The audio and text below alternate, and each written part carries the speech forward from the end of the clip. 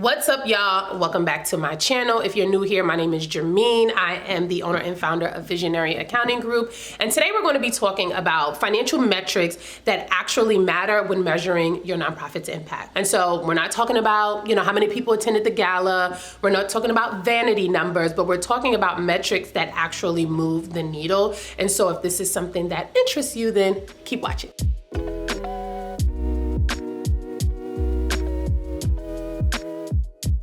So typically you have organizations that fit into one of two buckets, right? You have the first bucket where we're not really measuring at all, right? So there's no metrics being looked at. You may be reviewing your financials, but you're not really taking that and actually using that data to make decisions. Then you have other organizations that are tracking, but they may not be sure that they're tracking the right things. And so you might be tracking activities, but not impact, right? You might be tracking spending, but not the strength, right, of those financials, right? So what does it say when we're looking at how much we're spending? And so that's some of what we're going to be diving into today. So before we get into the actual metrics, here are a few things that clear metrics help you to determine. One, of course, it helps you to make better decisions, right? Because we're making data-informed decisions. I have spoken about that ad nauseum on here, so I'm not gonna talk your head off, right? But it also helps you to demonstrate accountability. We received this much in dollars. This is how much we spent. This is where we spent. This is why. This is how this impacts our community, et cetera, right? Your fundraising efforts, right? It strengthens that, right? Being able to have clear metrics helps you to set correct or proper goals, actionable goals that you can actually back into and say, this is how we determined that we needed to fundraise, $150,000. It also helps you to catch issues early. Are you overly leveraged in restricted funding? Do you have any cash constraints because you have all of this money and restrictions, but you need more unrestricted dollars to help you with some of the expenses that these restricted funds don't cover? If you're not running the metrics, you're not really gonna know. And lastly, it helps you to show funders that you're ready for bigger grants, that you're ready for more funding. You have to be able to show that you know what to do with the money that you're given, and metrics help you to actually measure what you're doing. So of course you can course correct in that way too. So if y'all see me looking off screen here and there, I have what I call my handy dandy notebook, which is actually just my laptop. If you're hip to Blue's Clues, then you know where that comes from, right? So the first metric that we are measuring is your operating reserve. And if you're like, typical, yes, we're starting with the basics, okay? So your operating reserve ratio is going to show you how many months your nonprofit can survive if no new cash comes in. You absolutely need to know this number, because you need to know at what point do you pull the trigger, to start pulling down funds that are in reserve. You need to know at what point you need to pull the trigger to start pausing or canceling or getting rid of certain expenses. You need to know way ahead of time at what point maybe you need to put your foot on the pedal, right? Put your foot on the gas to amp up your fundraising efforts, or to amp up your giving campaigns to bring in more dollars. Because if I don't receive another penny, I can only operate for another month.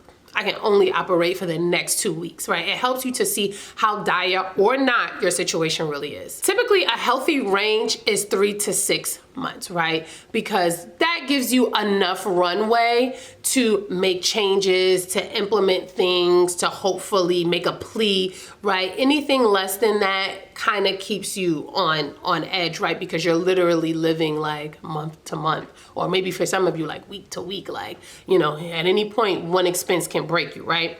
When you have those 3 to 6 months in reserves, it tells funders that you're stable, right? And it also helps you prepare for any kind of funding delays or any kind of emergencies. You have some dollars that you can pull on. So you want to, of course, establish what is your reserve policy. I believe I have a video here where I go into that, right? So you want to have your reserve policy, and you want to make sure you're actually storing away funds. So if you're an organization that has a reserve, you want to measure what that is. 3 to 6 months is what's healthy. If you don't have reserves, or you don't have 3 to 6 months, when you determine that, your next goal needs to be figuring out how can we build this reserve so we get to the point where we are operating within that healthy range. So the next metric that you want to be measuring is your admin to program allocation, but not in the way that you think, right? I know you might be thinking, we need 80% in programs. Yes and no. Unfortunately, it seems like funders still have not caught on, so they give you this phantom number that you need to be striving for when you think of what you are allocating to your programmatic expenses versus your admin. However, you also have to be true to what the organization takes to operate as far as expenses and what are true direct and indirect expenses in relation to programs, right? And so when I say that we need to be measuring your program versus admin allocation, you want to think about alignment. A strong nonprofit is going to invest in a few things: talent, right? Technology, making sure you are compliant, right? And your accounting and internal control. Here, it's not so much a percentage that matters, it's truly alignment, and are you spending strategically in a way that truly supports your mission, and do your financials show that? We've talked here about how you should be tracking your functional expenses. So if you are allocating your core share functional expenses monthly, when you go to run your statement of functional expenses, or if you use QBO, we know that is your statement of activities by class, then you should be able to see what the percentage of admin to program expenses are and whether it makes sense. So you're not trying to necessarily move it to a bucket that's like, oh, we gotta meet this percentage. It has to make sense. So if you truly have, I don't know, let's say 70% in program and 15% in admin. If that's true, then we have to go with that, and we have to make sure that the numbers back up why it looks that way, right? And so this is where like those financial narratives come into play. The idea is to be reviewing this monthly to make sure that it makes sense and to make sure that adjustments don't need to be made. Most times when I send clients their functional expense allocation for the month, they usually come back with, hold on. This appears to be a little high, or sometimes this appears to be a little low, like this should have been this. And so it's important to look at it consistently, because if adjustments need to be made, you want to make it in real time, because also typically when you're submitting grant applications, they also want to see it, right? And so we want it to always be accurate, not us trying to correct it because you're trying to complete a grant application. This third metric, called a number of different things. For the sake of this video, I'm going to call it your restricted grant dependency ratio, because all in all, what we are trying to get to is how much of your revenue comes from these restricted sources. And the reason why this is important is because if the majority of your income is coming from these restricted sources, it leaves very little wiggle room for you to determine where your money gets spent. And a lot of times you have these operating costs that typically aren't covered by these restricted grants. And so you want a healthy balance of these funds, right? That's why too this year we've been talking about ways to have more control over your income. So not necessarily completely giving up on grants, but how you can, maybe implement a monthly giving program, how you can encourage more individual and direct giving, right? Things that you have control over, earned income, things like that. And so with us tracking or looking at the ratio of how much restricted grants you have to non-restricted, it gives you an idea of what you need to aim for as far as a healthy balance, because let's be honest, unrestricted funds give you freedom. That's just the bottom line. And so that's what we're striving for. So we need to see, are you overly leveraged on these restricted funds? Because if so, it needs to be a goal to start freeing up some money or start bringing in some funds that don't have restrictions. All right, so we coming up against the last two metrics. So this next metric, I don't know if I hear people talk about it much, but it's your revenue stability index. That's really just fancy. I don't really know what it's called. This is just something we look at. So I looked for a fancy title. Honestly, what it is that we're trying to get is like how stable your revenue is. Sometimes when I get budgets, there'll be all of these items, right? All of these types of revenue lines that organizations are hoping to bring in, right? And what we have to get used to doing is determining commitment level. Like, how sure are we that we are going to actually receive these funds? We have to be thinking about that. So when you think of your revenue, you're not only trying to track your total revenue, right? You're needing to think about how stable this revenue is. Many of you probably came into this year thinking you were going to bring in a certain number in dollars, and eventually found out some of that was not so stable, right? When things started to shift, whether in the government or whether with specific funders that you work with. And so it's important to be looking at this consistently to determine, at what point would you need to shift gears? Like, we had some clients who had to think about ways to supplement dollars that they found out were not going to come in anymore, right? And if you wait till the last minute, it's going to be very difficult to try to garner those funds. And so we have to be proactive in doing that. So this index is looking at a few things, right? So how predictable your revenue is, how diversified your streams are, right? Like 96% of your revenue coming from one grant, we have a problem, right? Are you overly dependent on any one funder or grant, right? Just kind of mentioned that. And like, how much of this revenue is like one time versus recurring? So some of you might have a monthly giving program. For the most part, it's a little bit more dependable than these ad hoc one-time donations. You might have a multi-year grant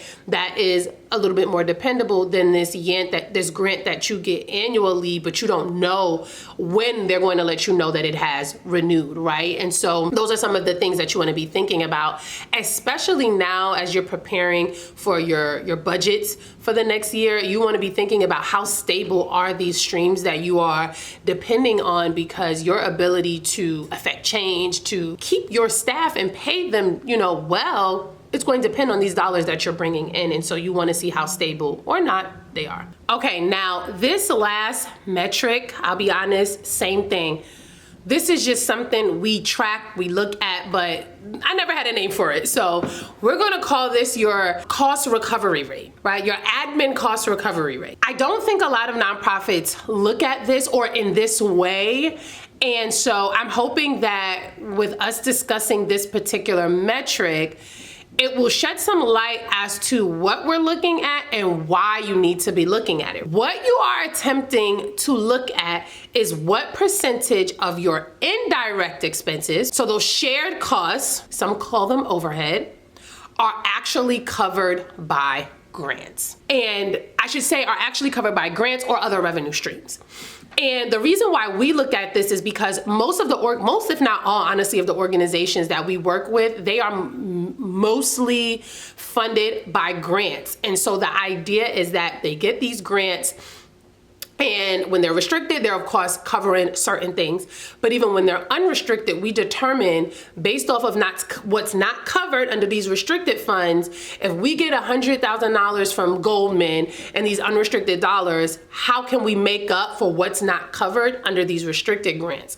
And so part of our month-end close, one of the reports that we look at is the statement of activity by donor, because it allows us to see, oh, these grants are covering all of these expenses, but then at the end, it lets us see, oh, there's a number of expenses that are not covered by a grant. So that essentially means do we have to come up with those dollars? Do we need to fundraise for those? So it starts to help us to ask the right questions as to, well, who's covering it, right? And so you want to calculate this by looking at what your total indirect costs are, right? So just overall what your total indirect costs are versus those indirect costs that are covered by particular grants, contracts, or like reimbursement grants or unrestricted funds. Because whatever's left either means you don't have enough restricted funds to cover that, or whatever funds you brought in, whether restricted or not, those are not included. And so now you are left with a gap of what needs to be covered, and you may or may not have a fix for that, right? You may or may not have a reserve, but if not,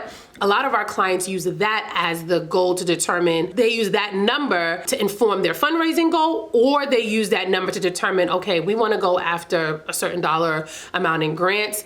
This is going to help us determine what that dollar amount needs to be. And the main thing you wanna think about here is if that cost recovery rate is low, you are bleeding cash. So you're probably hurting your reserve for the most part if you don't have any like cash stored up for these specific types of expenses that are like not covered by these grants that you've brought in. And so this is something that we literally look at every single month so we can flag for our clients like, hey, like what's going on here?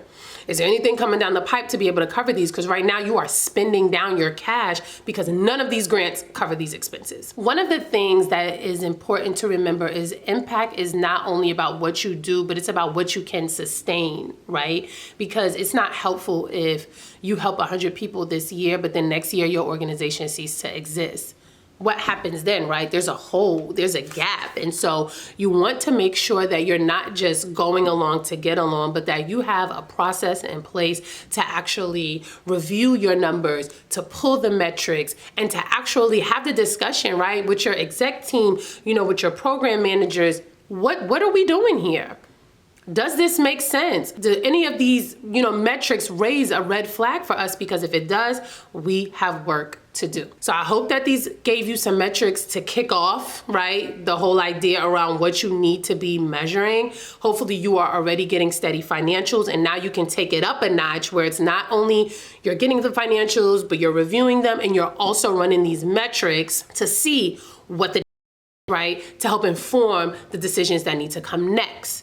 So if you enjoyed this video, make sure you like it. If you are not subscribed, make sure you subscribe. We have more videos coming before the end of the year. And if you have any questions or comments, please drop them below. I like to answer and respond to each and every one.